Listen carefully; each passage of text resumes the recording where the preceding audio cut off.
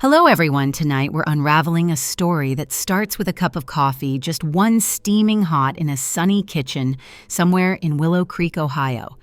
But that cup, it wasn't innocent. It was the spark that lit the fuse, the last quiet moment before everything cracked wide open. You might not survive the secondhand anger this story stirs up. That's not a threat, it's a warning. So before you get too comfortable, take a moment to like the video and subscribe, but only if you really enjoy what I do here. Tell me where you're watching from and what time it is. I love knowing who's up late with me. Now turn off the lights, maybe get a fan going for some soft noise, and let's dive into tonight's journey together. If I had known that a single cup of overstrong coffee could burn away 65 years of dignity, I would have stayed in bed that morning. I was sitting at the breakfast table in my daughter Heather's kitchen. The light poured through her big bay windows, the ones she always bragged about during open house season. It was supposed to be a peaceful morning. My favorite mug, pale blue, a little chipped, was warm in my hands. The coffee was too bitter the way her husband used to like it. And for a second, I actually thought I was safe. Grandma Ethan said, just as casual as asking for more jam, "Can I borrow your credit card again? There's this thing I need for my gaming setup. It's only $5,000. Only $5,000. Like it was a stick of gum." I didn't flinch. I just said no. And that's when Heather snapped. She didn't raise her voice, not right away. No, she let the silence stretch out tight and sticky, like syrup gone sour. Then without warning, she reached over and tipped the mug in my hands. Hot coffee, scalding bitter, spilled straight into my lap. I gasped and stood up fast. The mug slipped, shattered on the tile. The heat soaked through my thin pajama pants. My thighs burned, and worse than the sting was the shame. Heather didn't even blink. "If you're going to be selfish," she said, folding her arms like some HR rep delivering a termination, "then maybe it's time you go. Either give Ethan what he needs, or find somewhere else to live. We're not a charity, Mom." Charity. That word hit harder than the coffee. I stood there, dripping, blinking heat and disbelief crawling over me like ants. And for just a moment, I thought I saw something flicker in her eyes. Not guilt. No. It was calculation. I was being measured. $5,000 for a teenager's computer toy. "I pay the utilities," I said softly. "I've never once asked you to cover my prescriptions." Heather rolled her eyes. "You're lucky I let you stay here at all after your surgery. You couldn't even walk, remember?" It wasn't help. It was leverage. Ethan hadn't moved from the table. He was just sitting there waiting for the card like I was a vending machine that sometimes said no. My hands were shaking as I reached for a paper towel, tried to dab at the spill on my legs. No one helped. Not even a glance. "You either hand over the card or be out of here by the end of the day," Heather said with that same smug little smile, like she'd already checked the box labeled problem solved. I looked down at the puddle of coffee and the ceramic shards, one with a little floral vine still visible. Something that used to be beautiful, just like me. I didn't argue. I didn't cry. I walked to the sink, ran cold water over my burned palms, and said one sentence: "I'll be gone before sunset." Heather blinked, probably expecting a tantrum. But what she didn't know, and what I finally remembered, is that quiet doesn't mean weak. Some debts are paid not in dollars, but in silence. I walked to the guest room, my room, the one they'd let me stay in after the hip replacement, the one Heather tucked me into every night in the beginning like I was her mother again, not her burden. She called it temporary. I was so grateful, stupidly grateful. Now it was clear. It had never been a kindness, it was a cage with good lighting. I reached for the closet and pulled down my old suitcase. The dust on top was thick. My hip ached from the stretch, but I didn't groan. Pain I could handle. It was the silence that hurt. Nobody knocked. Nobody followed. I opened the top drawer and took out the envelope I'd tucked away months ago beneath the spare linens. Copies of my birth certificate, insurance cards, and my bank's routing number. At the time, I wasn't sure why I kept them separate. Now I knew. Some part of me had always known this moment would come. I folded my clothes neatly. I didn't mutter or cry. I just packed, like I was folding away the years they used to call me Mom with love in their voice. From the hallway, I heard the hum of the TV. Heather back to her renovation show. Ethan probably in his room buying imaginary weapons with other people's money. I zipped the suitcase, sat back down, looked around. The photo on the dresser caught my eye, Heather and me, her college graduation. She'd insisted I be in the picture. I looked proud. I wasn't proud now. I was awake. The doorknob turned briefly, then it stopped. They'd heard me packing, but not one of them came in, because they were sure I wouldn't really leave, that I couldn't. They didn't know me at all. I picked up my phone and scrolled until I found his name, Walter Briggs, retired attorney, former neighbor, still kind. I hit call. Maggie, he answered, everything all right? No, I said, but my voice didn't shake, but it will be. After I hung up, the house was silent again. The kind of silence that only exists in places where love used to live. I sat on the bed with one hand resting on my suitcase and the other brushing the edge of the nightstand. And that's when I noticed my purse felt too light. I unzipped the front pocket of my purse, then the second, then the third. Nothing, no wallet, no ID, no bank card. A slow, icy ripple ran down my spine. I dumped the contents onto the bed. A few peppermints, some tissues, an old lipstick. No sign of anything important. The panic didn't scream, it seeped in like cold air under a door. I'd had that card just yesterday. I knew it. I'd gone with Heather to Cedar Trust Bank the day before to pick up my prescription ointment. She insisted on carrying my bag while I hobbled across the parking lot. I thought she was being considerate. Now I saw it for what it was, an opportunity, and she took it. My breath got shallow. My fingers began to tremble. I opened every drawer, checked behind the dresser, even under the mattress. No wallet, no card, no ID. Then I remembered. Months ago, she'd said so sweetly, "Mom, let me just take care of your bills. It's easier if everything goes through one account. I'll set up automatic payments. You don't have to worry about anything. You just focus on healing. Okay." I let her. Because I wanted to believe she loved me enough to help without keeping a receipt. Because I was tired. Because I was lonely. And now I didn't even know the last time I saw a statement with my name on it. The worst part, I had handed her the keys. I moved slowly to the dresser and pulled out the second drawer. In the back, tucked behind a pair of old wool socks, was a little yellow notebook, the kind I used to write grocery lists in. On the last page in my shaky handwriting, I had written down every important number I could think of. Bank routing, insurance ID, Medicare, notes scribbled from a time when I still had enough clarity to protect myself just in case. Now was just in case. I stared at those numbers and felt both foolish and strangely proud. Foolish for not acting sooner. Proud that I hadn't let go of everything. I sat on the edge of the bed again, my suitcase half packed, my life half stolen. I didn't cry. I didn't even sigh. I reached for my jewelry pouch. A few costume pieces mostly, but tucked in the velvet fold was Frank's pearl ring, the one he gave me on our 20th anniversary. I rolled it between my fingers and remembered what he used to say when work at the plant got hard. Keep your records. Always. They'll try to rewrite your story if you don't. I was starting to think he hadn't just meant employers. I zipped the pouch and placed it carefully in the suitcase. Down the hall, the television clicked louder. Ethan's laugh bounced off the walls, sharp and weightless. I could almost hear them planning dinner. Meanwhile, I was packing my life like a woman sneaking out of her own home. Then I remembered the Bible. Not for comfort, for hiding spots. I slid it off the shelf, heavy with years and grief, and flipped through the pages where Frank had once kept tucked away letters. Nothing. I opened the flap on the inside cover where we used to store emergency cash. Gone. I wasn't just being asked to give. They were already taking. It was a strange kind of heartbreak, the kind that doesn't come with tears or shaking fists.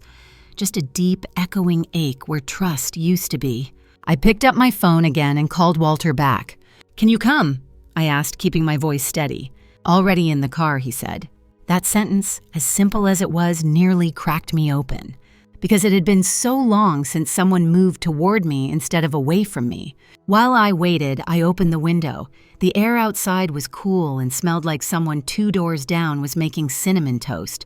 My body still hurt from the burns, but this air felt like possibility.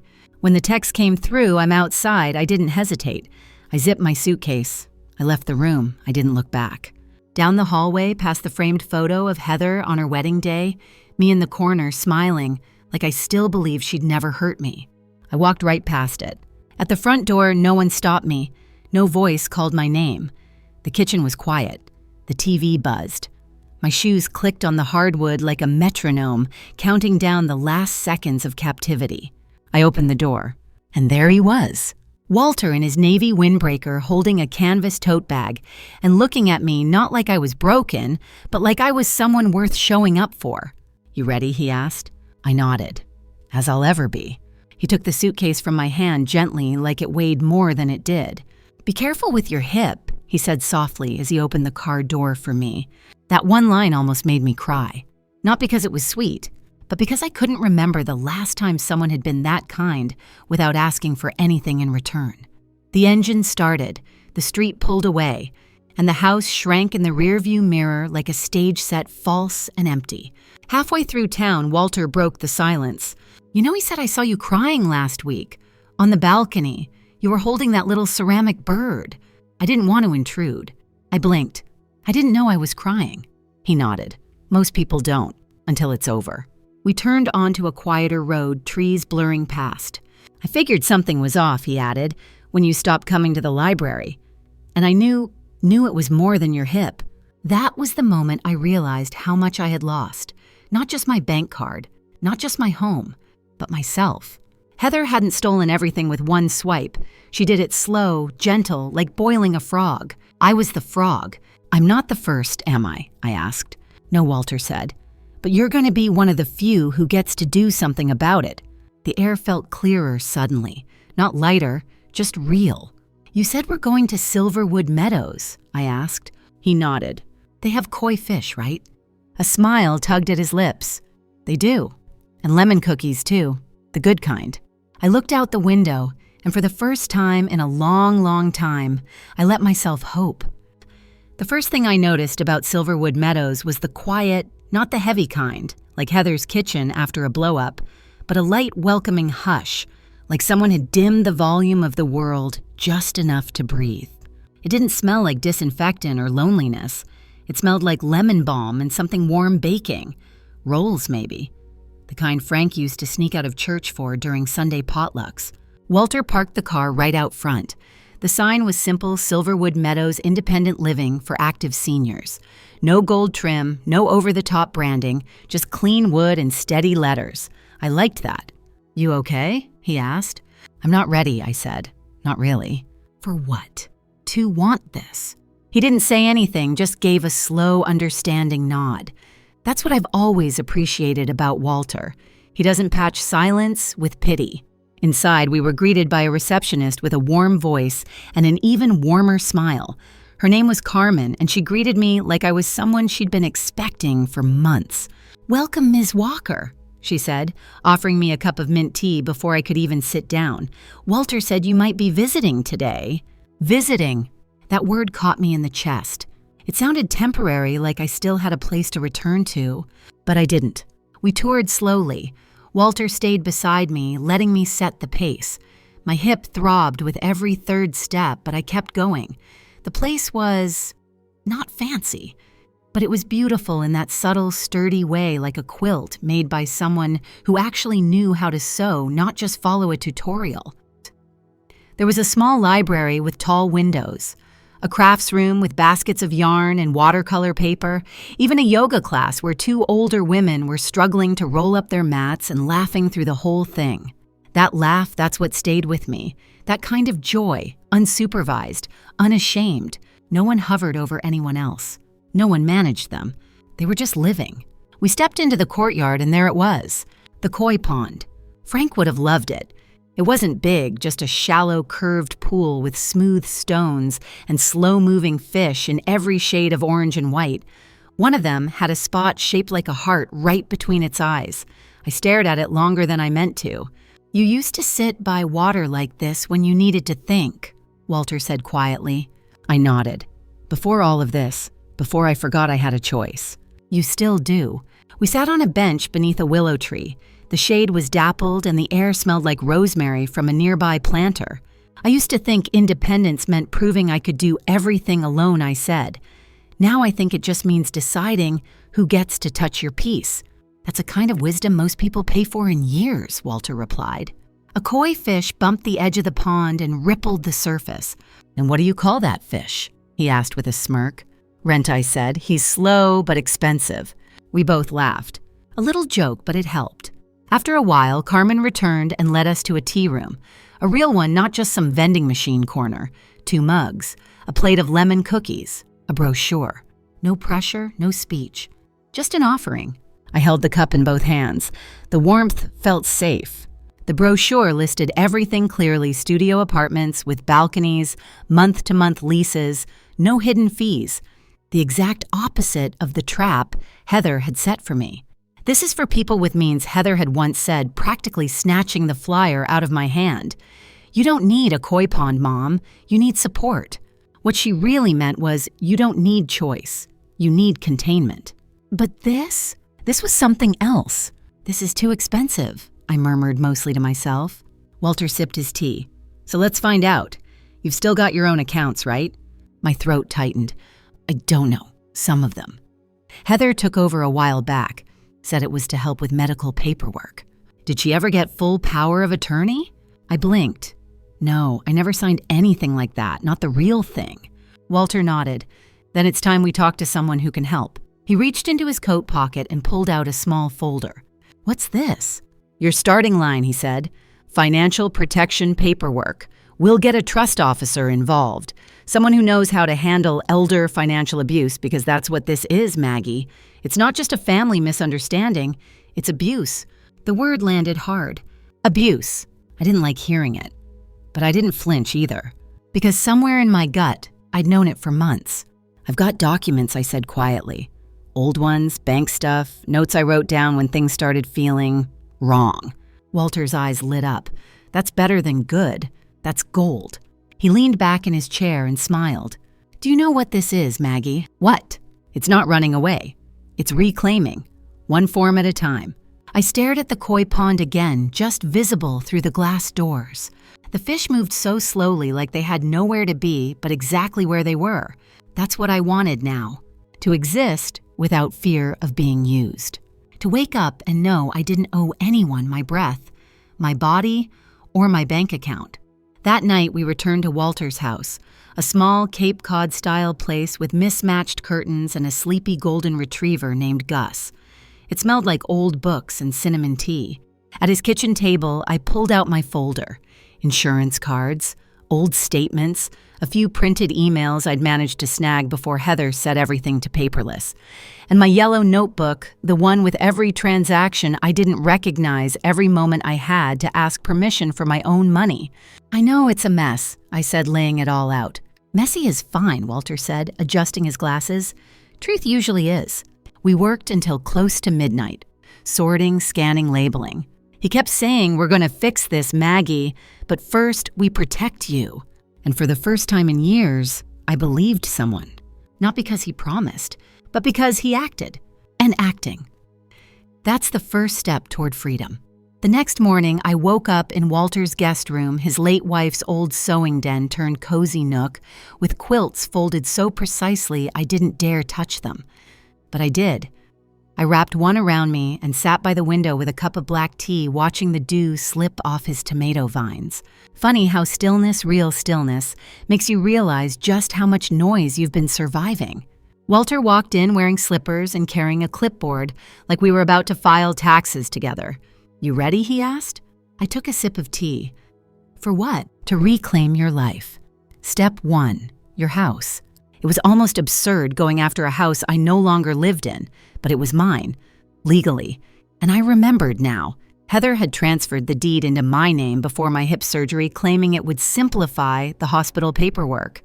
I didn't question her then. I was groggy in pain and still believed that daughters didn't weaponize trust. But they do. Some of them. Walter and I gathered everything we'd organized the night before. He placed it all into a clean manila folder and labeled it Walker Trust Documents, Phase 1. We drove down to Briggs & Mason Legal Group, a modest building tucked between a dentist's office and a frozen yogurt shop. It didn't look like the start of a battle. It looked like a place you'd forget existed, which made me like it even more. Inside, a notary named Janice greeted me with gentle firmness. "We'll need copies of all your documents, Maggie." Each page. "Do you have them ready?"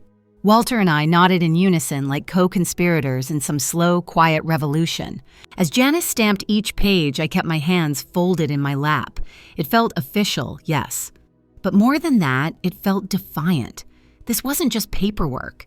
It was my story, filed, notarized, and no longer dismissible. Afterward, Walter took me to a local diner. "You've earned pancakes," he said. The booth was sticky, the coffee lukewarm, but it was the best breakfast I'd had in years. Not because of the food, because no one was managing me. No one was calculating how much I'd owe them in emotional currency later. Midway through my second bite, he asked, "Did Heather ever get you to sign any financial power of attorney forms?" I shook my head. "She asked once?" I said no. She never brought it up again. "Good," he said, tapping his spoon against the rim of his mug. "Then this house, everything we're doing, it's still yours. And we're going to make that crystal clear." That afternoon, we met with Carla, a real estate agent recommended by one of Walter's friends. She had kind eyes and wore loafers that squeaked just slightly on tile. She didn't talk down to me. She didn't look at Walter for confirmation every time I spoke. She looked at me. "Would you like us to do a quiet walkthrough?" she asked. "You wouldn't need to be there." "Yes," I said quickly. "I don't want to go back in that house. Not right now." Carla nodded. "Understood. We'll make sure it's respectful. We won't disclose any sale plans yet, just an evaluation." The phrase she used stuck with me, quiet walkthrough. That's what I was doing with my life. Tiptoeing through the damage, evaluating what could still be salvaged. Back at Walter's, I sat down to write. Not a letter, not a confession, just a record. I listed every suspicious moment I could remember. The day Heather changed my online banking password to simplify things. The pharmacy trip where she held my purse a little too long. The day she told our neighbor I wasn't up for visitors, even though I'd never said that. 12 pages later, my handwriting looked like it had run a marathon, but I didn't stop. Walter came by with a sandwich and a fresh folder. "Tomorrow," he said, "we'll scan everything. Then I'll introduce you to someone who specializes in elder financial protection. She's discreet, smart, and she doesn't scare easily." I smiled. "Sounds like someone I'd like." "She reminds me of you," he said. That night, I didn't sleep much. I sat by the window again, the same quilt around my shoulders, listening to Gus snore in the hallway. I wasn't afraid. I was bracing. Like the seconds before a summer storm hits when the air gets heavy and electric, and you know something is about to change. The next morning, Carla called. She'd done the walkthrough. "Everything looks good," she said. Client Heather was present. She asked questions. I kept things professional. I could imagine Heather, arms crossed, jaw tight, pretending not to panic. She said she wasn't aware of any evaluation, Carla added. "I'm sure she didn't," I said, dry as toast. We hung up and I stared at my phone for a moment. 4 missed calls from Heather. One text, "What is going on?" "There's a realtor in the house." Our house. I didn't reply. Later, when I stepped outside to check the mailbox, a neighbor waved. "Haven't seen you around in a while, Maggie," he said. "I've been reconsidering some things," I replied. He nodded like he understood exactly what that meant. Because sometimes change isn't dramatic. Sometimes it's just a woman in her 70s walking with her back straight, holding a folder full of receipts that prove she still owns her own life. And that's enough. The next morning, before I'd even finished my oatmeal, Heather called again. This time, she didn't bother with text first, just rang straight through like her voice could still open locked doors. I let it ring. Twice, 3 times. Then on the 4th, I picked up. "Mom," she said. "No. Hello." "What the hell is going on?" "There's a realtor here. She said you authorized it. You did not authorize that, right?" I paused, long enough to make her squirm. "I did," I said. Silence. "You're not serious," she finally hissed. "I'm very serious." I could hear her pacing. I'd seen that walk before barefoot fast, like she was trying to stomp the floor into submission. "You don't even live here anymore. What is this? Some kind of guilt trip?" "No," I said calmly. "It's just me reclaiming what's mine." "You can't do this," she snapped. "You can't just throw us out." "I didn't throw you out, Heather. You told me to leave." More silence. It felt soft, but sharp, like snowfall on barbed wire. She didn't realize I remembered everything. How the deed had been transferred into my name just for hospital paperwork. How I'd signed it during pre-op woozy, from anesthesia prep. How she'd started putting her name on the mailbox anyway. But the most important thing, I never gave her power of attorney. She never owned it. She just occupied it, like a squatter with good timing. "You're being cruel," she whispered next. I almost laughed. Not because it was funny, but because it was finally her turn to feel powerless. I didn't argue. I didn't defend. I said the one sentence that stopped her in her tracks. "You only miss me now that I said no." Click. I hung up. No drama, no speech, just clarity. Later that day, Carla sent me a follow-up evaluation completed. Client Heather attempted to interfere, but I remained professional. Strong potential for resale. Will follow up tomorrow. I stared at that message longer than I meant to. It wasn't about the house anymore. It was about being heard, about being taken seriously, not as someone's mother, not as someone's problem, but as a person with a name that still belonged to her. Walter called a little after noon. "She tried me too," he said. Oh, voicemail. Lots of threats, very dramatic. I saved it for the file. "Let her threaten," I said, stirring my tea. That's all she has left. That night, I slept better.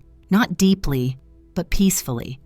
The kind of sleep where you don't flinch at every sound because nothing in the dark is coming for you anymore. The next morning, I got up early and walked the grounds at Silverwood Meadows. The koi pond shimmered in the sun, and the same little fish with the heart-shaped spot followed me along the edge like it recognized me now. Later that afternoon, I got a call from Carmen at the front desk. "There's a visitor here for you," she said gently. "Heather Andrews. Would you like me to bring her in?" "No," I said, "but you can tell her I'm watching." I hung up and stepped quietly into the sunroom just to the side of the main lobby. From there, I could see everything without being seen. There she was, Heather, wearing a fire truck red blouse, pacing in tight circles like a lioness in a boutique zoo. Ethan wasn't with her, but I didn't expect he would be, not unless there was a check involved. Her mouth was moving, fast, hands gesturing wildly. Carmen stayed calm, professional. She must have dealt with this before. Children who only showed up when their name was on the line instead of a birthday card. Heather pointed. I saw the gesture from behind the tinted glass sharp, like she was directing traffic into a wall. She had no idea I was right there. And I didn't step out. Not out of fear, out of choice. Because that's the kind of power people like Heather don't expect you to reclaim, not the power to fight back, but the power to ignore them. 10 minutes passed. Then Sharon, the head of security, stepped in. She wasn't loud. She wasn't hostile. She was firm. Heather gestured again, this time toward the ceiling or the clouds, or maybe the invisible sense of entitlement she'd always thought would open doors. Then finally, she turned and left. The front doors at Silverwood Meadows are glass, thick, elegant. You can see out, but no one gets in without being invited. I watched her silhouette shrink in the distance. Her rage couldn't get through the doors, and this time, neither could she. Later that day, Walter came by. I told him what happened. "She came all this way," he said, shaking his head, "just to be denied at the door." "She expected a different version of me," I said. "The old version. The one who thought silence meant peace," he replied. We walked the garden path together. I carried a small tray with lemonades the staff had left for us. No one asked what happened. They didn't need to. Everyone here knew what it looked like when someone tried to claw back control they never deserved in the first place. I sat down on my favorite bench, the one with the ivy curling up its legs. The koi pond was just a few yards away. A breeze stirred the wind chimes near the porch. Heather had come all that way expecting access. She left with nothing. And the peace I felt in that moment, it didn't come from winning. It came from knowing I no longer had anything she could use. No money, no card, no entry, not even my attention.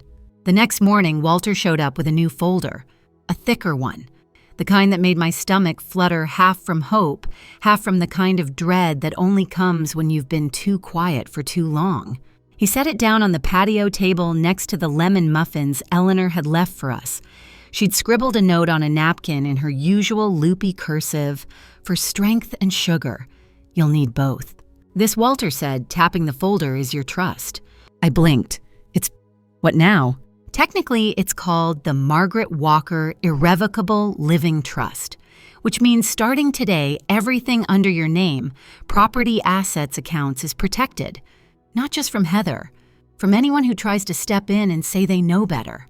I took a slow sip of my tea. "You're saying I'm untouchable. I'm saying they'd have to go through 6 pages of legal hurdles just to ask what time you eat lunch." I laughed. It surprised both of us. "Let's go inside," he said. "You've got some lines to sign." Inside the sunroom at Silverwood Meadows, I sat at a wide wooden table with sunlight pouring through the glass. Walter laid out the documents with calm precision. Print, sign, initial. Again. It felt strange reclaiming things one pen stroke at a time. The house Heather had claimed. The bank accounts she treated like her personal playground. The identity I'd nearly handed over thinking it was help. Frank used to tease me for the way I stuck out my tongue when I signed something carefully. I caught myself doing it now. "Somewhere," I muttered, "he's laughing at me." Walter looked up. What would Frank say if he saw all this? I smiled. He'd say, "Make sure they don't get the tools before they read the blueprint." Walter chuckled. Smart man. Once the documents were done, he slid a smaller form across the table. "This one's optional," he said, "but I think you'll want it." I picked it up and read the title, Transaction Freeze and Fraud Investigation Request, Cedar Trust Bank. My fingers curled around the pen before I even answered. "Sign wherever you see the little blue flag," Walter said. I signed 12 places. When it was done, he gathered everything and said, "We'll file these today. After that, it's just a matter of time before the bank flags anything Heather's been up to." I nodded. "And if she hasn't taken anything recently?" He raised an eyebrow. "You and I both know she has." He was right. And I had proof. That little yellow notebook had become my lifeline. Every PayPal charge I didn't recognize. Every middle-of-the-night withdrawal. Every grocery order I never saw in the fridge. After he left, I sat quietly in my room and stared at my reflection in the window. I didn't look stronger, but I felt stronger. Later that afternoon, I got a message from Carla. Heather was present during today's appraisal. She attempted to stop us. I reminded her the owner had requested the evaluation. "I'll call tomorrow with results." It felt like chess. Every move Heather made, I was already a square ahead. That evening, I poured myself a glass of orange juice and settled into my recliner. The koi pond shimmered just outside, catching the last gold of the day. I didn't need TV. I didn't need distraction. I just needed stillness. And then my phone buzzed. Unknown number. I let it ring. It rang again. And again. The 4th time I answered. Mom. Heather's voice was sharp but shakier than usual. "You need to stop this. Do you even understand what you're doing? You're letting that man convince you to throw away your family." I didn't respond. "You're not well," she added. "This isn't you. You'd never do this to your own daughter." "That's where you're wrong," I finally said. "This is me. It's just the version you never thought you'd meet." She made a sound like disbelief mixed with indignation. "You're being ridiculous." "No," I said calmly, "I'm being free." I ended the call before she could reply. The next morning, the bank emailed me activity flagged on your old joint account. Unauthorized transaction recorded at 3:07 a.m. Investigating further. There it was. Proof. Heather wasn't just dipping in. She was gulping down what wasn't hers. And now she couldn't hide it anymore. By noon, the elder financial abuse specialist Walter had recommended called me directly. Her name was Dana. Her voice was calm, clipped, and clear. "We've reviewed the notes you submitted," she said. "Frankly, Mrs. Walker, you were being siphoned." I didn't cry. I didn't even gasp. I just listened. "We've flagged over $18,000 in suspicious charges," she continued. "Some might be reversible, some might not. But what matters is you've taken the right steps. The trust will protect what's left, and the investigation. It's real now." I whispered a quiet thank you. "That notebook of yours," Dana added. "It's going to be a key piece. You documented everything. That alone makes you a rare case. Most victims never speak up, let alone write it down." After we hung up, I sat by the koi pond again. I watched the fish circle slowly. One of them swam in figure eights over and over again, as if it had nowhere else to go but still refused to stop moving. That was me for years, but not anymore. Now I was carving a new path. And the best part, Heather couldn't follow. The next morning, Carla called with the final appraisal report. "The property's in great condition," she said. "Market's strong. Once we list, I expect multiple offers within the first week, maybe sooner." I was quiet for a moment, listening to the koi fountain trickling outside my window. "She won't take this lightly," I said. Carla exhaled into the phone. "She already hasn't. But that's not your problem anymore, Maggie." She was right. It wasn't. After the call, I met Walter in the Silverwood Meadows library.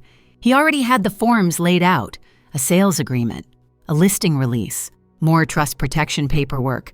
He even brought a small chocolate muffin from the bakery downtown. "Signing a house away should taste a little sweet," he said with a wink.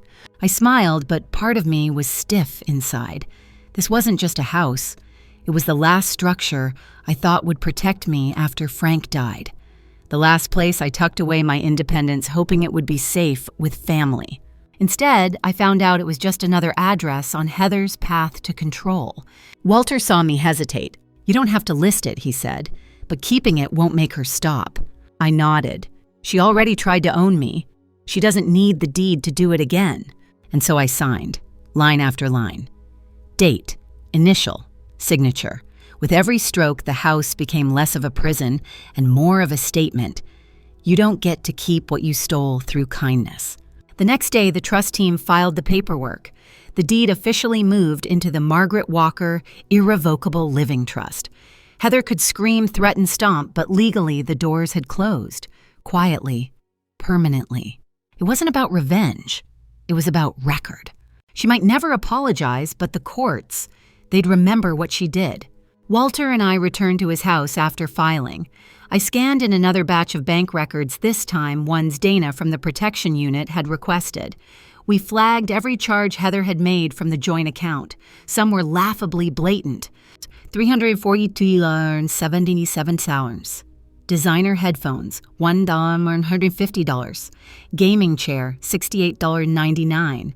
Monthly delivery meal service I never received, $4,986. Custom PC build labeled as gift for Ethan. I circled each one in red ink. I wasn't angry. I was exact. Walter looked over the pages and let out a quiet whistle. "She wasn't just borrowing," he said. "She was building an empire." "I was the treasury," I replied, sipping my tea. That night, I fell asleep early. Not out of exhaustion, but out of release. The kind of tired you feel when your body finally knows it can rest. I dreamt of a house with no doors, just sunlight and the sound of my name being spoken with care. The next morning, I woke up to a voicemail. Not from Heather, from Cedar Trust Bank. "Mrs. Walker, we've flagged an additional withdrawal attempt on a closed account. Same IP address as previous violations. We're elevating the case to the fraud division. You'll hear from investigators shortly." She was still trying. Even now, still reaching into shadows that no longer belonged to her. Later that afternoon, 2 plainclothes investigators came to Silverwood Meadows. They weren't intimidating. They were calm, direct, and professional. One of them asked, "Did you feel pressured to give her access to your finances?" I shook my head, not pressured, just tired.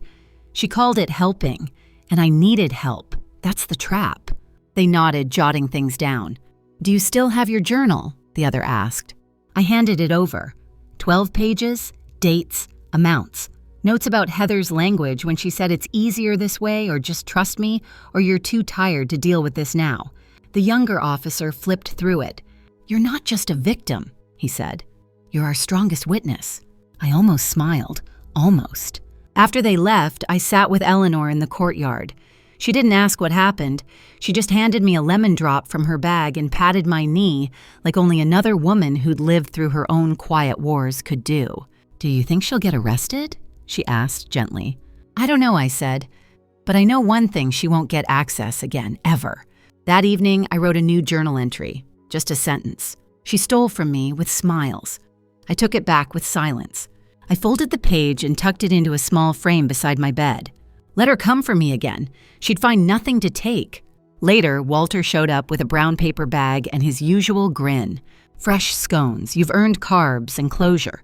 We ate on the back patio under string lights that flickered just enough to feel like magic. I told him everything. The investigators, the new charges, the uncashed check Heather tried to deposit from an account I'd already frozen. She's spiraling, he said. Good, I replied. Let her spiral. I'm done spinning. We toasted with lemonade and chipped mugs. Not champagne, nothing fancy, but real, solid, mine. That night, as I drifted off to sleep, I thought about something Frank used to say when the world felt too loud.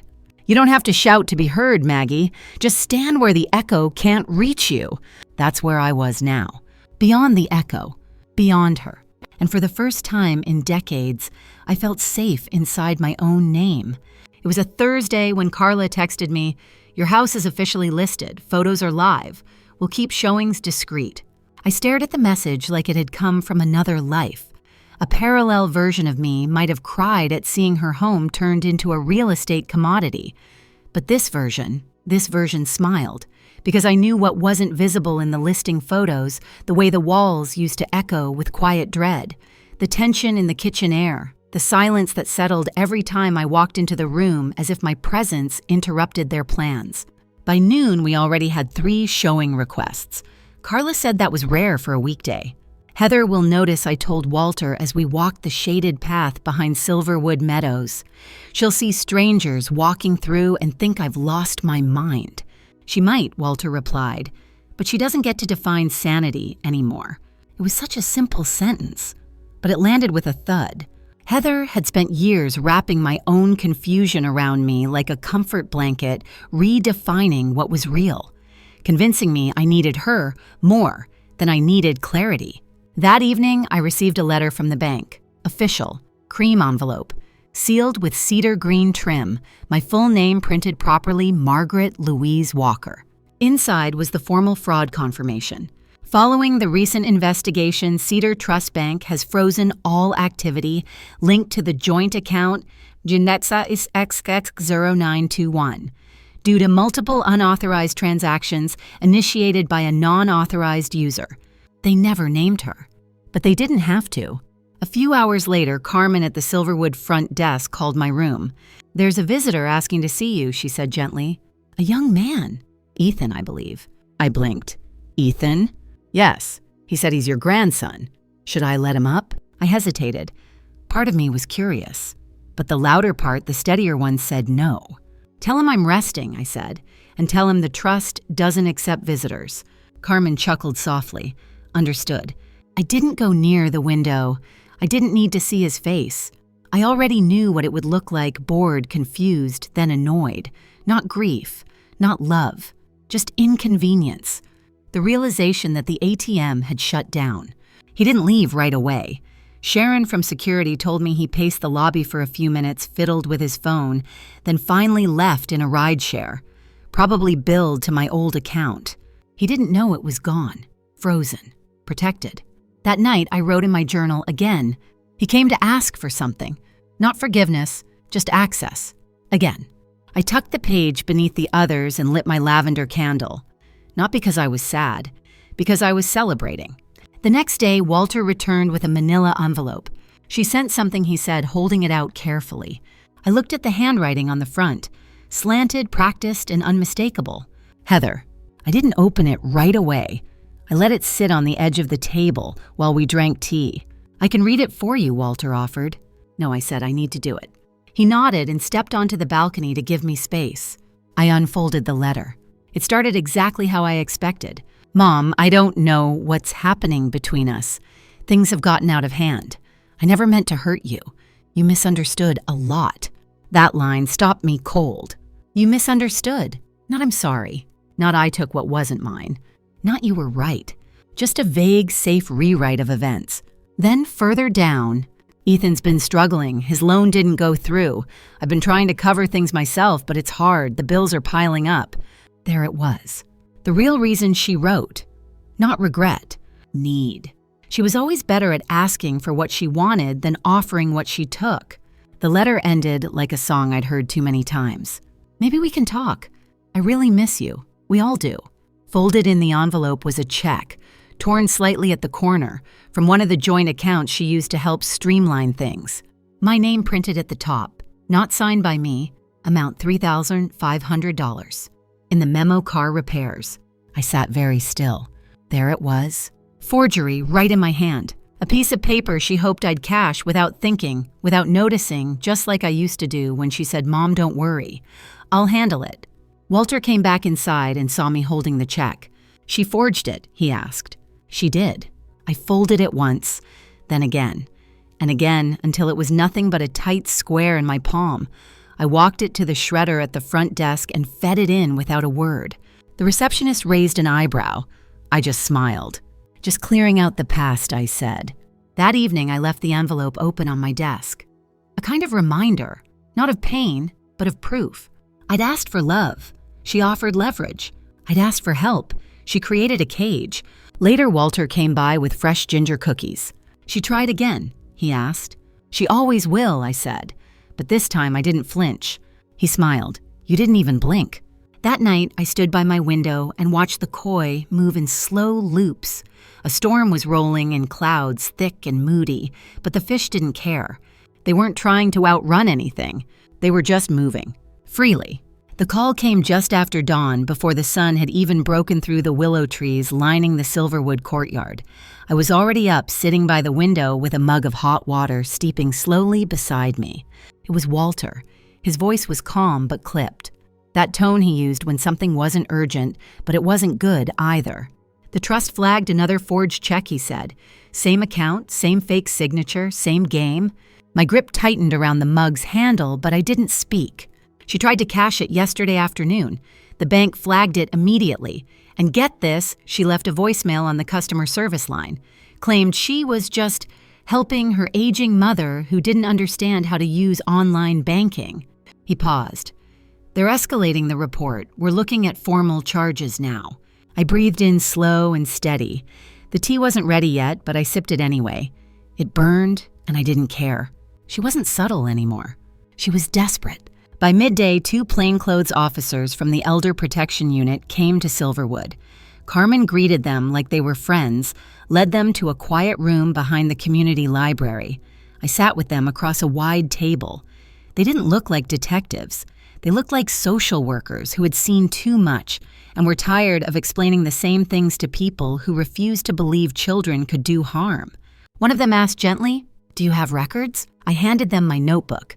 Every transaction, every date.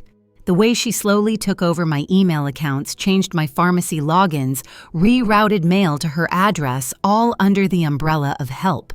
The other officer flipped through my notes and let out a quiet whistle. "You were being harvested," he said. That word landed hard but honest. Harvested, like a crop, like a resource. Not loved. I nodded. She didn't need me to be sick. She just needed me to look tired. They both looked up, pens pausing midair. "Do you feel safe here?" the younger one asked. I didn't hesitate. "Yes," I said, for the first time in a long while. When they left, I sat in the garden. Just sat. No tea, no notebook. Just the air, the hum of dragonflies, and the koi swimming slow spirals at my feet. Heather was being investigated now, not by me, not by a family intervention, but by the law, by people who didn't care about holiday photos or childhood stories. Just numbers, actions, evidence. That brought a strange kind of comfort. Later, Eleanor found me by the pond.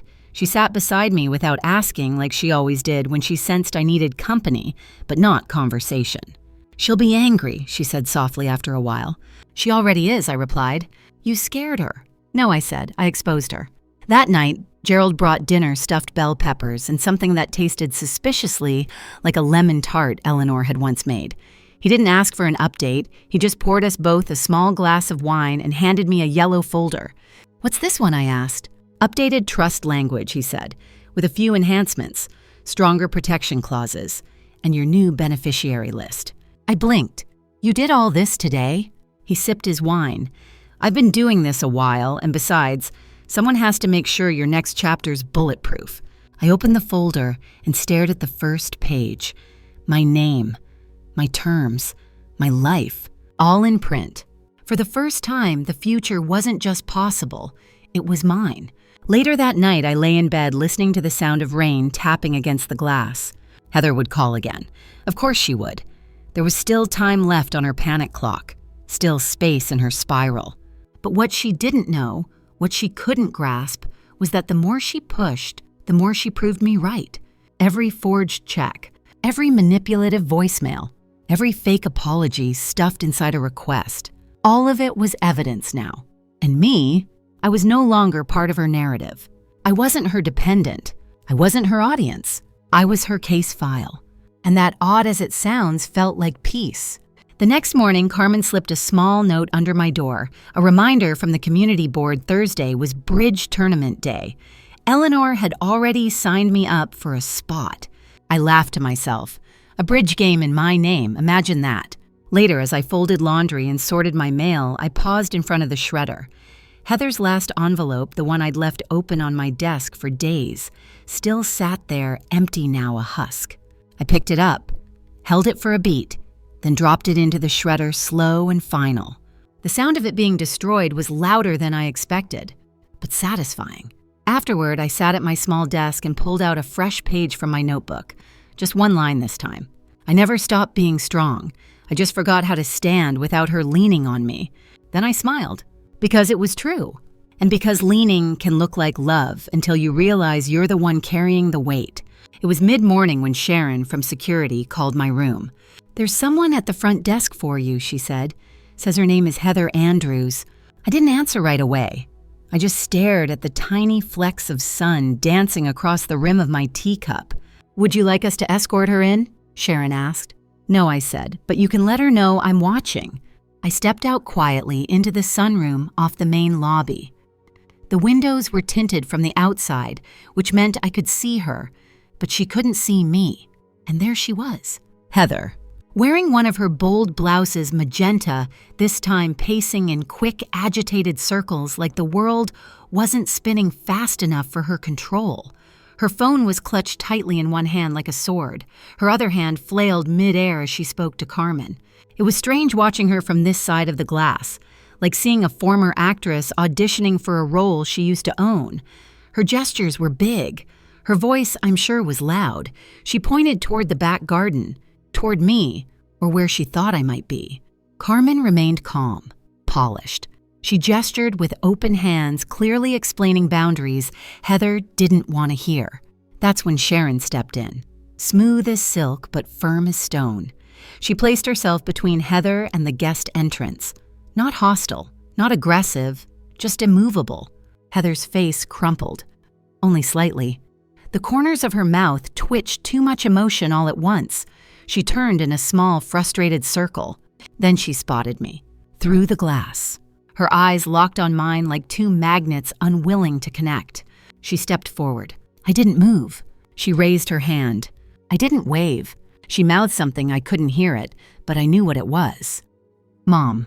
I just sat there, still, wrapped in the same quilt Eleanor had lent me that morning, a lemon cookie on the plate beside me, a cup of tea cooling untouched. She mouthed something again, this time slower, more desperate. "Please." But I didn't rise. I didn't even blink, because I had nothing left to give her. Not energy, not comfort, not permission. And that, I think, finally registered on her face. For the first time since I walked out of her house, she looked uncertain, like a child who realized the game had moved on without her. Ethan wasn't with her this time. Maybe because he'd seen what happened last time. Or maybe because he was still sulking from being turned away. Either way, Heather was alone. She gestured once more sharper now, then turned on her heel and walked out the front door. The glass doors of Silverwood glided shut behind her with a soft whoosh, like punctuation, like closure. I let out a breath I hadn't realized I was holding. Marjorie found me in the garden an hour later. She'd brought her crossword book and 2 cans of ginger ale. She didn't ask about the visitor, just settled next to me and offered a pen. We worked side by side in silence. Every now and then, she'd read a clue aloud just to fill the air. 5 letters to finally let go. I looked up. "Peace," I said. She smiled. "That fits." Later that day, Gerald stopped by with a new folder. He had that cautious look again, the one he got when he had news, but wasn't sure how I'd take it. "She's not done," he said. Called the realtor. Again. Threatened to sue. Carla stayed professional, but it's time we moved to step 2. I nodded. "What's step 2?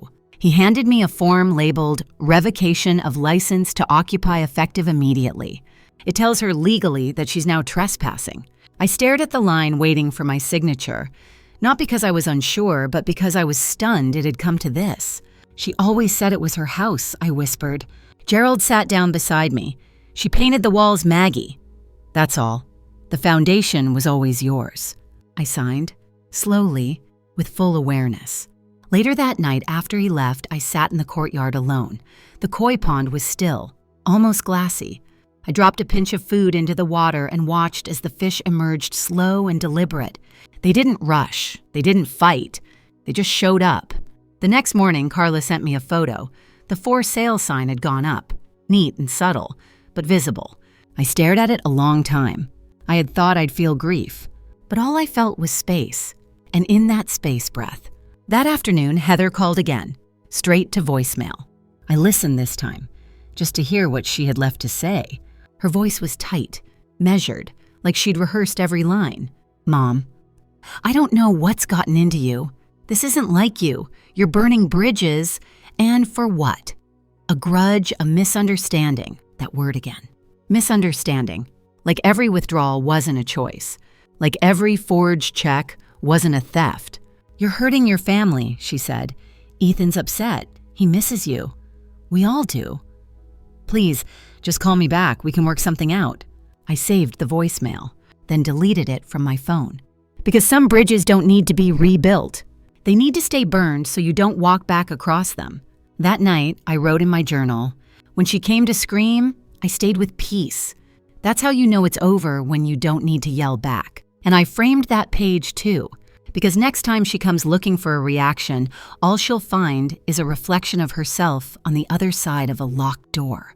2 days later it came, a small ivory envelope tucked into my mailbox at Silverwood Meadows. The handwriting on the front stopped me in my tracks, elegant, calculated cursive, just tilted enough to pretend vulnerability. "Heather." Marjorie spotted me staring at it from across the lobby. She walked over, coffee in one hand, eyes knowing. "Want me to open it for you?" she asked softly. "No," I said. "I don't need anyone else to see this lie." And it was a lie. I hadn't even opened it yet, but I knew. I didn't read it in the lobby. I waited. I carried it upstairs and set it down on the small writing desk that used to belong to Frank, the same desk where I'd helped him balance checkbooks and write holiday cards to war buddies. The light from the window hit the envelope just right, making it look fragile, temporary, like it knew it didn't belong here. I poured myself a cup of tea, waited until the sun touched the far wall just like it used to on Sunday mornings when we paid bills together. Then I opened it. The first word wasn't "dear." It wasn't even "I'm sorry." It was "Mom," as if she still owned that access, as if the word hadn't become currency to her, passed back and forth depending on the balance of power. "Mom, I don't know where we went wrong. I never meant for things to feel this heavy. You've always been my rock. I guess I just leaned on you too much." So far, it read like a greeting card written by someone who wanted a refund. Then came the pivot. "Things are tough right now. Ethan's car loan didn't go through. We've had to put a few things on credit, and I've been trying to hold everything together." There it was. The ask. Always wrapped in guilt. Always dressed up in soft phrases like trying and everything. Like I was the one being unreasonable for having limits. "There's a check enclosed. I found it in your drawer a while back. Not sure if it's still good." That made me pause, because the check in question wasn't written by me. I knew that immediately. I had never made one out for $3,500 with car repairs scribbled in the memo, but it was from one of the accounts she used to manage for me.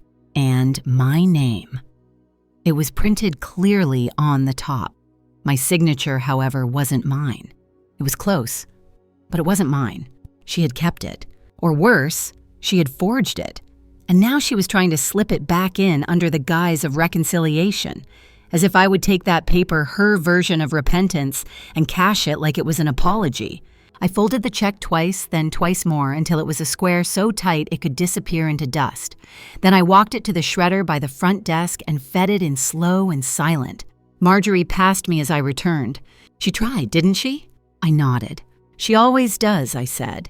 That night, I didn't write anything new in my journal, because I didn't need to. The truth had already been said. I don't care what you meant. What you did was enough. The next morning, Gerald arrived with a briefcase and a folder tucked under his arm. She sent another forged request, he said. She's not even trying to be careful anymore, I replied. She doesn't think she has to be, he said. But the trust locked everything down. The bank knows, the feds know, and now, he slid a sheet across the table toward me. Formal notification of financial elder abuse. Investigation filed. Heather Andrews Secondary. Subject, Ethan Andrews. I read it once, then again. Not because I didn't believe it, but because I needed to see it printed in bold black type, that this time someone saw what I lived through. What happens next, I asked. Gerald shrugged slightly. It depends. Charges might be filed, or maybe she'll be warned. Either way, her access is gone. She can't touch a thing, not the house, not your bank, not your name. We were quiet for a while. The breeze from the open window stirred the edge of the document. She really thought I'd fall for the letter, I murmured. Because it's worked before, Gerald said. You used to answer guilt with action. Not anymore. Later that evening, as the sun dipped behind the trees, I walked the garden path alone. The air smelled like rosemary and cut grass. Children's laughter floated over the fence from the park down the hill. I paused at the koi pond. There was one fish I'd started calling Margaret Jr. She was smaller than the others, but had a bright, determined flick to her tail. She swam against the little ripple near the stone fountain like she had something to prove. I watched her a long time. You and me both, I whispered. When I returned to my room, a new letter was waiting. Hand-delivered, no return address. I knew who it was from. This time, I didn't even open it. I tore it in half and fed it straight into the shredder, watching each fake promise fall apart like paper snow. Heather would write again, maybe show up again, maybe call with a new tone, a new excuse, a new tear on her cheek. But I wouldn't answer, because she was no longer speaking to a mother. She was speaking to a boundary. And boundaries don't bend, not anymore. The knock came just before lunch, soft, measured, familiar. I opened the door to find Gerald standing there holding a slim manila envelope and a takeout bag that smelled like grilled cheese and tomato soup. I figured you could use something warm, he said, handing me the bag first. And this, he added, holding up the envelope, is the final signature set for the trust transfer. No more placeholders, no more temporary protections. From this moment on, everything is secured under your name. And no one, not Heather, not Ethan, not even a very clever lawyer, can touch a penny. I took the envelope and held it with both hands, not opening it right away. It felt heavier than it was, like a key, like a shield. Want me to read through it with you? He offered. No, I said softly. I think I want to read this one on my own. He smiled and nodded, then stepped back toward the hallway. Text me if you need help, or if you want more soup. I sat at my desk, peeled open the flap, and read every word, slowly. The legalese didn't bother me anymore. It was just another language I'd learned to speak, one I had to learn once I realized my daughter was fluent in control. When I finished, I signed the last page with a flourish Frank would have admired. I whispered under my breath, "You tried to own me," but I kept the receipts. That afternoon, I walked to the community library and found Marjorie in her usual chair near the window. She was mid-crossword glasses sliding down her nose. Want to hear something wild? I asked, settling into the chair next to her. She looked up, half smiling. Always. I just signed the last form. Everything's officially mine again. She blinked. Your house? House accounts, the works. Heather's out of the picture legally speaking. Marjorie put her pen down and reached for my hand. You're free. I nodded. I didn't think it would feel like anything, but it does. It feels like breathing through both nostrils for the first time in months. She laughed that deep belly laugh that always made me think of old sitcoms and church kitchens. We sat there for a while doing nothing in particular, just existing. No need to explain, no need to prepare for battle. But peace, I've learned, makes space for reflection. I thought about Heather, what she might be doing now. If she knew the locks had changed not just on the accounts or the house, but on me. And then I thought about Ethan. That slouchy posture, that tone, like every request was just a formality before I handed over the card. He hadn't been taught gratitude. He'd been trained in entitlement. And the trainer was my daughter. That evening, Gerald came back with lemon cake. "I thought you deserved something celebratory," he said, placing it gently on the table like it was a birthday gift. It kind of feels like one I admitted. He sat with me on the back patio while the sun dipped low over the horizon. The koi pond shimmered and one of the orange fish jumped a rare little leap that made both of us glance over. "You ever think she'll stop trying?" Gerald asked after a moment. "No," I said, "but I'll stop answering, and that's what really matters." We clinked our tea mugs together in a quiet toast. "To boundaries," he said. "To survival," I replied. "To recalculating," he added with a smirk. I laughed. "You and your courtroom slogans." He shrugged. "They work. They help people remember what they're entitled to." Later that night, I went to bed early. The cake had settled in my belly like comfort. The documents were filed. The phone hadn't buzzed in hours. I left the window open, let the summer air drift in like a lullaby. Somewhere outside that window, Heather was probably pacing her kitchen, trying to rewrite the story, trying to figure out when I slipped away. She'd never understand that I didn't slip. I stood up, and once I did, the whole house of cards came down behind me. At 2:13 a.m., I woke up to a buzzing phone. I didn't answer, but I saw her name. One more try, one more performance. I let it go to voicemail. The next morning, I deleted it without listening, because her words don't belong in my ears anymore. They belong in the past, and I don't live there. And it happened on a Tuesday, not a dramatic day just after breakfast, when the halls at Silverwood Meadows were quiet, and the sun spilled across the carpet in soft, golden strips. The koi pond shimmered like stained glass through the library windows. Marjorie and I were on our usual bench in the garden, passing a folded quilt between us. She was humming something off-key, and I was halfway through a lemon cookie when I saw them. Heather and Ethan, walking up the curved brick path toward the front entrance like a storm pretending to be a breeze. Heather's stride was quick, furious, almost too fast for her heels. Ethan trudged behind her in that slow, slouched way like the air was too heavy to carry his entitlement. They were coming for something.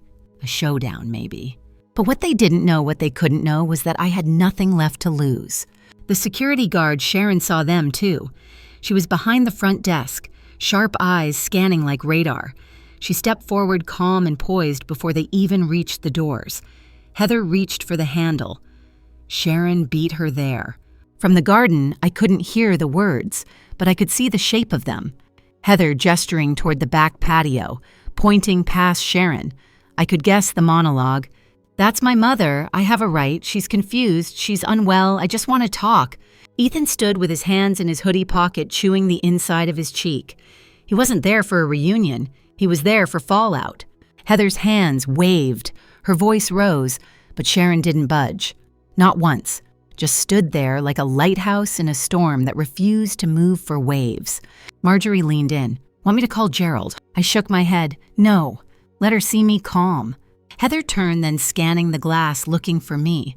Her eyes landed on mine. She moved again to push through, but Sharon stepped in palm up. Heather's mouth moved fast, her hands slicing the air.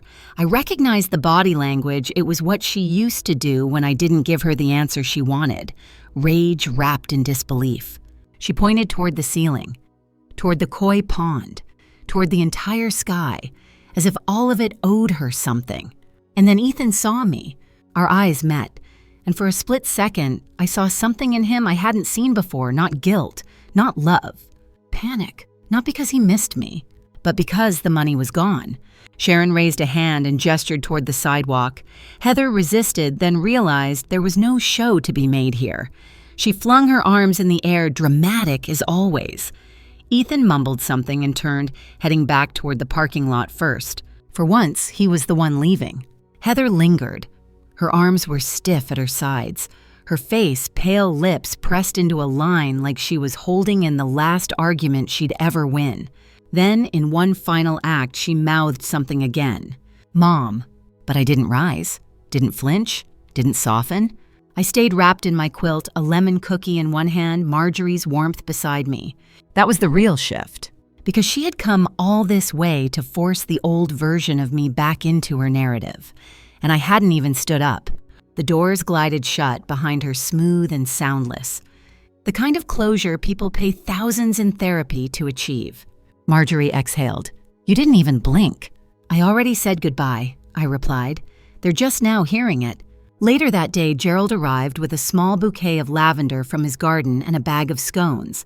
He sat with me on the patio and listened while I told him what happened. "She came right up to the front desk," he asked. "Like she still lived in my shadow," I said. He nodded slowly. She must have expected a different ending. She expected a different me. We sat in the sun until the scones were gone and the shadows stretched across the pavement like ribbon. That night, I wrote in my journal. When they came with fury, I stayed with peace.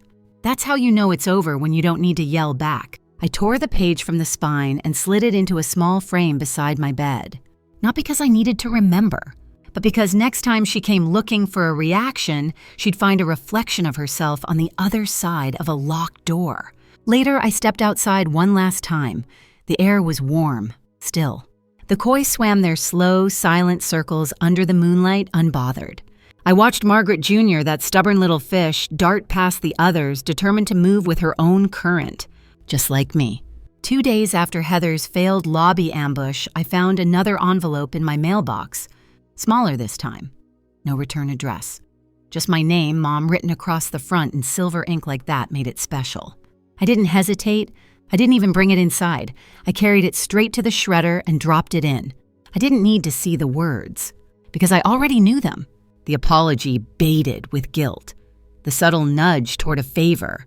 The carefully chosen phrases meant to sound like healing, but designed to pull me back into the role she wanted me to play. Heather didn't miss me. She missed the version of me that didn't have locks on her accounts. Later that morning, Gerald dropped by with an update. "The fraud case is moving forward," he said. "Bank has submitted their final findings. Dana from the protection unit called me. She said it's likely to trigger a full financial review." "Of Heather?" I asked. He nodded. "And Ethan. There's one transaction in his name that shows up right before the account freeze." I stared at the edge of the countertop. I wasn't surprised. But I was tired. Not exhausted, just soul-tired. "She always said they were a team," I murmured. "I just didn't know I was their payroll." Gerald handed me a document. Formal notice of intent to prosecute pending review. Underneath, in crisp black ink, were both their names. I sat down. My knees didn't buckle, my hands didn't shake. I just sat with it. Because this was no longer about drama, or payback, or pride. It was about record. It was about truth, preserved on paper. "She won't go quietly," I said. "Probably not," Gerald replied. "But she'll go." That afternoon, Marjorie and I walked around the koi pond sharing a soft-serve ice cream the staff had brought in for Frozen Fridays. She let me take the first bite. "You're the one who froze them out," she said with a wink. I laughed. The sun glinted off the water, and the fish glided below like painted thoughts. I used to think if I didn't forgive her, I'd be holding a grudge, I told her. But now I realize what I was holding was my boundary, and I was supposed to drop it to make everyone else comfortable. Marjorie nodded. "Letting someone trample your peace isn't grace. It's just surrender in prettier clothes." That evening, I returned to my room and found a voicemail on my phone. Unknown number. But the transcript preview gave it away. "I don't know what you're doing, but you're ruining us. Is that what you wanted Mom to watch us fall apart? You're turning on your family over a misunderstanding. I hope you're proud." I saved it. For the case file. Not for myself. I didn't need proof anymore. But someone else might. That night, I opened Frank's keepsake box again. Inside was the envelope he'd left me years ago. I'd opened it once already, read the letter that gave me permission to walk away. But I hadn't deposited the check. Until now. $10,000 still valid. Frank had written it in a rush, I could tell. The signature was slightly crooked. The memo read, "For whatever you need to become free again." I stared at it for a long time. Then I took a breath, got in touch with Cedar Trust, and deposited it. Not because I needed the money, because I needed to prove I wasn't done building. Heather always thought she'd get the last word. But I had paperwork. and power and peace. The next morning, I went to the Silverwood Community Office and submitted one last form, a formal request to remove Heather Andrews and Ethan Andrews from all future emergency contact documents. Under New Primary Contact, I wrote, Gerald L. Briggs. When the receptionist read it over, she smiled and said, "It's nice to see someone choosing who shows up." And that was it. They were no longer tied to my file. No longer the first people a nurse would call. No longer the ones allowed to claim they knew me. Later, Gerald and I sat on the front steps of Silverwood watching the clouds stretch across the sky. "She'll try again," he said. "Of course," I replied. "But this time, I won't open the door. I won't even open the window." We sat there for a long time, neither of us speaking, not because we had nothing to say, but because we had nothing left to explain. The sky was pale with early light when Carmen called up to my room. Her voice was calm, but I could hear the shape of concern underneath. "There's a visitor asking for you, Ms. Walker. Said she'd like just a moment." I didn't ask who it was. "I'm not accepting visitors," I said, already knowing it was Heather. Carmen didn't argue. She simply replied, "Understood. We'll take care of it." I stepped into the sunroom just beyond the lobby, hidden by the tinted glass. There she was, standing by the front desk, same magenta blouse as the last time, her mouth pulled tight, shoulders squared like she was bracing for war. Ethan was with her again, slouched and silent, hands deep in his sweatshirt pockets, shoes scuffing the tile like he'd rather be anywhere else. Sharon had already stepped forward, intercepting them with grace and firmness. Heather was saying something, gesturing toward the hallway behind the front desk, her voice no doubt spilling with righteousness. She didn't even realize yet that I was watching. She thought she still had a say, but she was talking to a version of me that no longer existed. Ethan spotted me through the glass first. His eyes widened. Maybe he expected me to run to them to intervene to ask what was wrong. Instead, I reached for my tea and took a slow sip, never looking away. Heather turned and followed his gaze. We locked eyes. She tried a different tactic. Her mouth softened, her hand rested gently on her chest. The silent plea, "Look, I'm your daughter. Remember, we were close. You used to love me." And I did love her once, but now I love myself more. She moved toward the doors, expecting them to open. They didn't. Sharon calmly shook her head. No words, just one clear gesture back toward the parking lot. Heather's lips moved, maybe saying please, or you don't understand, or this isn't fair, but I'd heard all her variations before. Ethan shifted his eyes, darting around like a kid in the principal's office. He looked at me again, and this time there was no smugness in his face, only dread, because the money was gone, and I wasn't going to be milked anymore. Eventually, Heather snapped. Her arms flew upward, her voice, though muffled, rising. Sharon remained still. A second security officer stepped up just as calm. Together, they began gently guiding her toward the exit. Ethan finally moved first. He turned without a word and walked out. Heather followed seconds later, her feet dragging. Her head turned back one last time, eyes searching for something, pity maybe. I gave her nothing. The doors slid shut behind them. Marjorie arrived just as the quiet settled again. "Was that?" she asked. I nodded. "Did you say anything?" "No," I said, "that's the point." She handed me a small glass of lemonade. "Well," she said with a sigh, "peace sure looks good on you."